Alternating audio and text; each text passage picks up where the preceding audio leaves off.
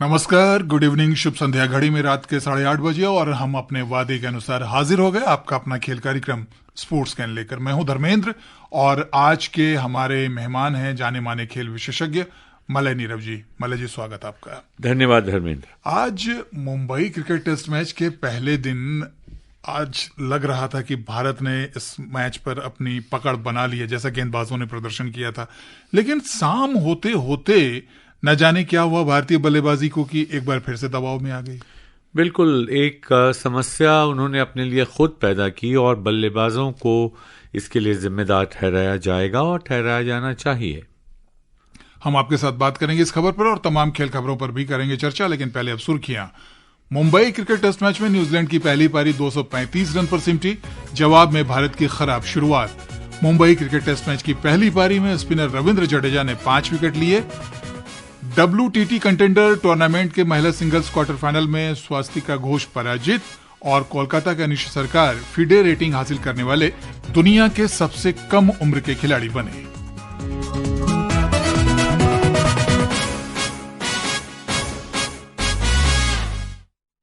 मुंबई में न्यूजीलैंड के साथ तीसरे और अंतिम क्रिकेट टेस्ट मैच के आज पहले दिन का खेल खत्म होने तक भारत ने पहली पारी में 4 विकेट के नुकसान पर 86 रन बना लिए थे। शुभमन गिल 31 रन बनाकर क्रीज पर हैं। सुनते हैं आज के दिन के खेल की ये रिपोर्ट। गेंदबाजों के प्रभावी प्रदर्शन के बाद उम्मीद थी कि बल्लेबाज भी सीरीज के इस अंतिम मैच में अपना दम दिखाएंगे, लेकिन दिन की अंतिम गेंद तक पहुंचते पहुंचते यह भरोसा टूटता हुआ दिखा। कप्तान रोहित शर्मा जल्दबाजी में दिखे और फिर से 18 रन पर सस्ते में अपना विकेट गंवा बैठे। उनके युवा साथी सलामी बल्लेबाज यशस्वी जायसवाल से भी बड़ी पारी की उम्मीद थी, जो टूट गई। यशस्वी अपने यश के अनुरूप प्रदर्शन करने में असफल रहे और 30 रन बनाकर पवेलियन लौट गए। हालांकि एक छोर से शुभमन गिल ने मोर्चा संभाले रखा, लेकिन दूसरी तरफ विकेट गिरते रहे। नाइट वॉचमैन मोहम्मद सिराज खाता खोले बगैर पहली ही गेंद पर चलते बने। अनुभवी विराट कोहली आते ही जल्दबाजी में दिखाई दिए और सिर्फ 4 रन बनाकर आउट होकर पवेलियन चलते बने। अब सारी उम्मीदें गिल के साथ ऋषभ पंत पर आ टिकी हैं कि वे दूसरे दिन के खेल में न सिर्फ शुरुआती ओवरों को संभालें बल्कि बड़ी पारी भी खेले, ताकि मेजबान टीम को न सिर्फ बढ़त मिले बल्कि मैच का परिणाम भी उसके पक्ष में आ सके। यह मैच वर्ल्ड टेस्ट चैंपियनशिप के लिहाज से काफी अहम है। अगर भारत को लगातार तीसरी बार फाइनल में पहुंचने की उम्मीदों को बनाए रखना है तो सीरीज के इस अंतिम मैच में उसके लिए जीत बेहद जरूरी है। Jaya Bharti, sports can. आज न्यूजीलैंड की टीम, मलय जी, अगर कहें तो बल्लेबाजी में पहली बार संघर्ष करती हुई दिखाई दी।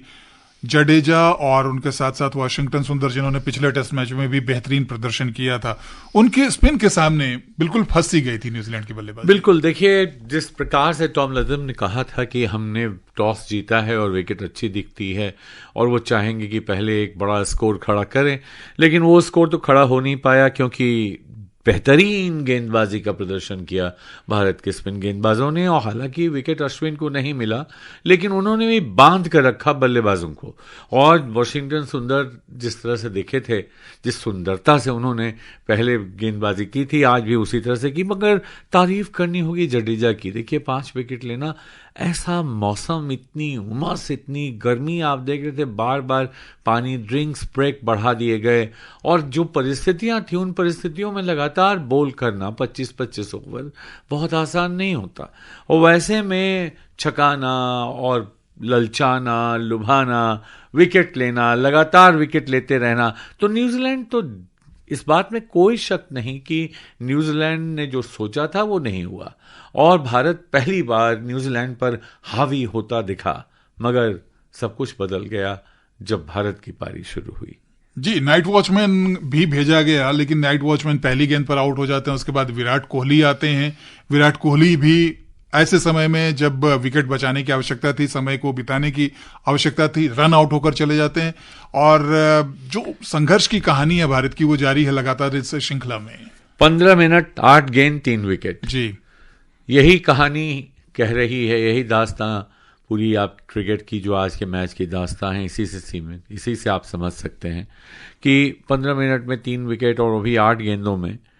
तो कब आप ये समझेंगे कि हम एक दिवसीय मैच नहीं बल्कि टेस्ट मैच खेल रहे हैं और हमें एक वर्ल्ड टेस्ट चैंपियनशिप की तैयारी करनी है और उसके लिए अंक बटोरने हैं जी। अगर टेस्ट क्रिकेट को असली क्रिकेट आप समझते हैं और आप कोई भी खिलाड़ी ये मानता है कि जिसको टेस्ट खेलने का मौका नहीं मिला वो अंतर्राष्ट्रीय स्तर पर उसका नाम नहीं हुआ। आज भी जब टेस्ट क्रिकेट एक तरह से उतना लोकप्रिय नहीं है जितना हुआ करता था, लेकिन हर खिलाड़ी की ये तमन्ना रहती है कि मैं टेस्ट कैप मुझे मिले। और उसके बाद जब वहाँ जाकर आप इस तरह से हैराकिरी एक आत्मघाती अंदाज में बल्लेबाजी करेंगे, कोई हड़बड़ नहीं, 20 ओवर का मैच थोड़ा ही है, आपको वहाँ टिके रहना है, अंतिम घड़ी वहाँ टिक कर रहना था, बस इतना ही करना था। बहुत जल्दबाजी में दिखे कप्तान रोहित, बहुत जल्दबाजी में दिखे यशस्वी, और उससे भी ज़्यादा जल्दबाजी में दिखे विराट कोहली, रन आउट हो गए।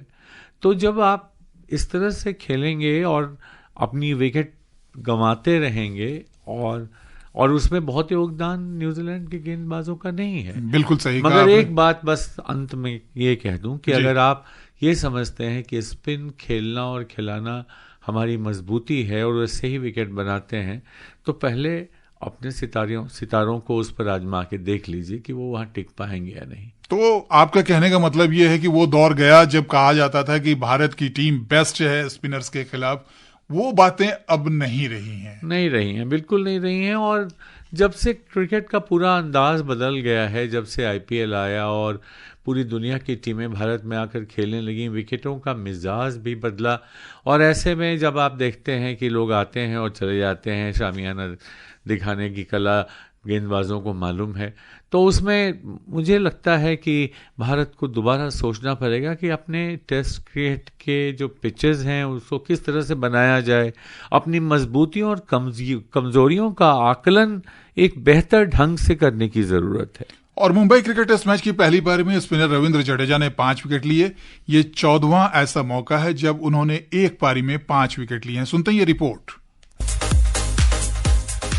मुंबई टेस्ट में एक बार फिर भले ही भारतीय बल्लेबाज संघर्ष करते दिख रहे हैं, लेकिन गेंद से रविंद्र जडेजा ने अपना सर्वश्रेष्ठ प्रदर्शन किया। 5 विकेट लेने के साथ ही उन्होंने घरेलू टेस्ट में बतौर स्पिनर सबसे ज्यादा 5 विकेट लेने के मामले में पाकिस्तान के अब्दुल कादिर की बराबरी की। दोनों गेंदबाजों के नाम अब घरेलू मैदान पर 12 बार 5 विकेट लेने का रिकॉर्ड हो गया है। इस उपलब्धि से जडेजा टेस्ट स्पिनरों की सर्वकालिक सूची में संयुक्त रूप से 8वें स्थान पर पहुंच गए हैं। श्रीलंका के मथैया मुरलीधरन इस लिस्ट में सबसे आगे हैं। मुरलीधरन ने 73 घरेलू टेस्ट मैचों में 45 बार 5 विकेट लिए हैं। घरेलू मैदान पर 5 विकेट लेकर जडेजा ने कपिल देव, ग्लेन मैकग्रा और वकार यूनुस जैसे कुछ अन्य दिग्गजों को पीछे छोड़ दिया है। सभी स्पिनरों में से सिर्फ 7 खिलाड़ी ही से आगे हैं। सक्रिय क्रिकेटरों में सिर्फ आर अश्विन ने 29 बार और शाकिब अल हसन ने 14 बार घरेलू मैदान पर 5 से ज्यादा विकेट लिए हैं। जडेजा वानखेड़े स्टेडियम में टेस्ट में 5 विकेट लेने वाले 10वें बाएं हाथ के स्पिनर बन गए। जडेजा का कहना है कि व्यक्तिगत उपलब्धि से ज्यादा टीम के प्रदर्शन में योगदान देना उन्हें अच्छा लगता है। इंडिया के लिए अगर आप टेस्ट क्रिकेट में 5 विकेट लेते हो तो ऑब्वियसली आपके लिए स्पेशल होगा। और मुझे अच्छा लगा कि जब टीम को ब्रेक थ्रू की जरूरत है और इतनी गर्मी में, हीट में इतना इजी नहीं था बॉल डालना, बट सबने अच्छा एज ए टीम कलेक्टिवली सबने एफर्ट किया। Washi also bowled well. तो मेरे ख्याल से सबने अपना अपना रोल प्ले किया और होपफुली आगे भी अगर बैटिंग में भी थोड़ा कलेक्टिवली अभी एफर्ट का जरूरत होगा तो एज ए बैटिंग यूनिट हम लोग को करना पड़ेगा। जडेजा की शानदार गेंदबाजी ने न्यूजीलैंड की बल्लेबाजी को बिखेर कर रख दिया। अब उम्मीद है कि दूसरी पारी में भी गेंद से उनका ये प्रदर्शन दिखेगा, साथ ही बल्ले से भी जडेजा अपना जौहर दिखाएंगे। Athar Saeed, sports can.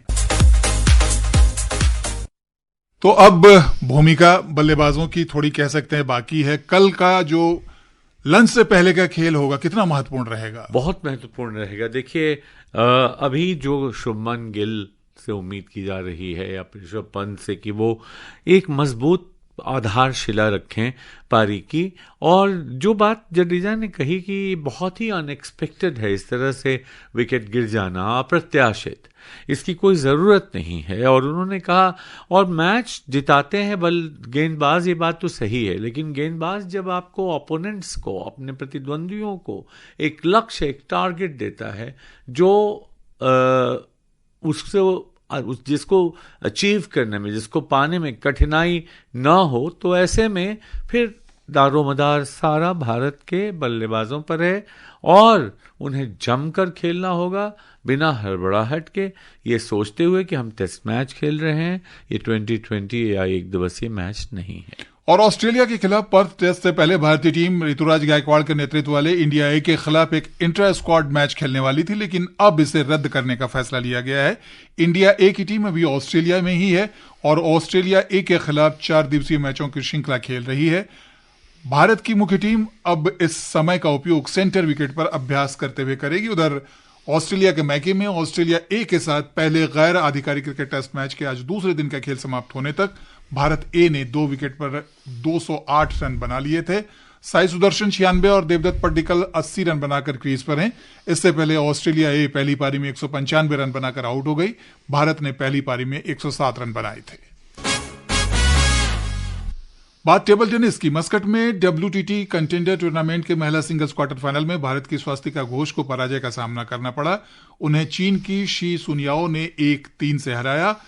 इससे पहले स्वास्तिका ने प्री क्वार्टर फाइनल में रोमानिया की एलिजाबेटा समारा को 3-0 से शिकस्त दी। भले ही कहते सकते हैं कि स्वास्तिका पराजित हो गई हैं क्वार्टर फाइनल में, लेकिन टेबल टेनिस में भी एक ऐसा दौर चलता हुआ दिखाई दे रहा है, आगे बढ़ता हुआ दिखाई दे रहा है, जहां से लगातार अच्छी खबरें आ रही हैं। बिल्कुल। और स्वास्तिका के बारे में अगर आप देखें उनका रिकॉर्ड उठाकर तो आपको पता चलेगा कि शुरुआत में जब वो आई तो एक विथ बैंग आई, लगा कि बहुत कुछ इनमें दमखम है। उसके बाद बीच में उनका एक लीन पीरियड आया, उसमें कुछ खास नहीं कर पाई। लेकिन 2021 के world table tennis youth star contender में वो उन रनर्स अप थी।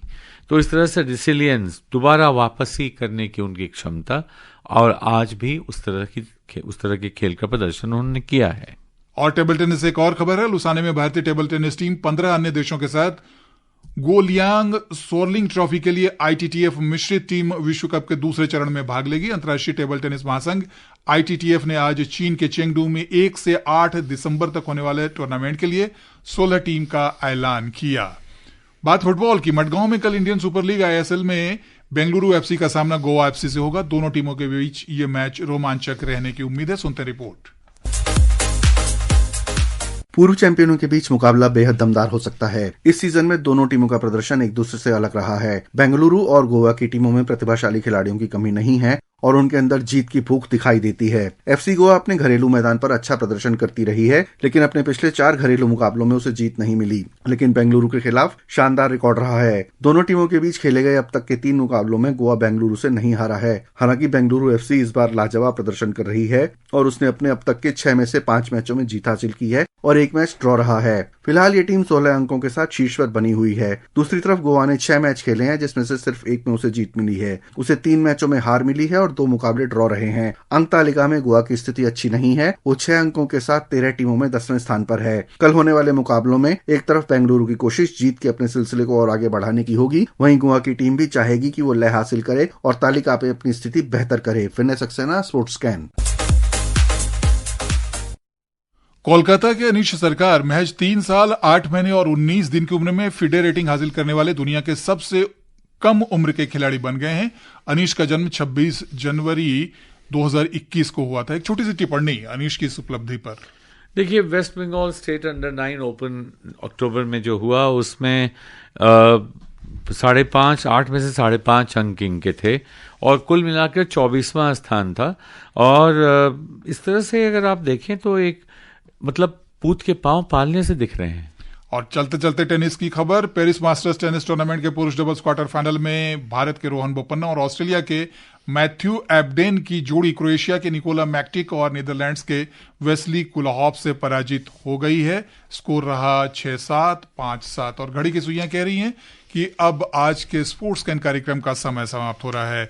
तो जाने से पहले मलय जी स्टूडियो में आने के लिए बहुत बहुत शुक्रिया। धन्यवाद दोस्तों, आपसे कल फिर मुलाकात होगी ढेर सारी नई खेल खबरों के साथ। मुझे भी दीजिए अनुमति। नमस्कार।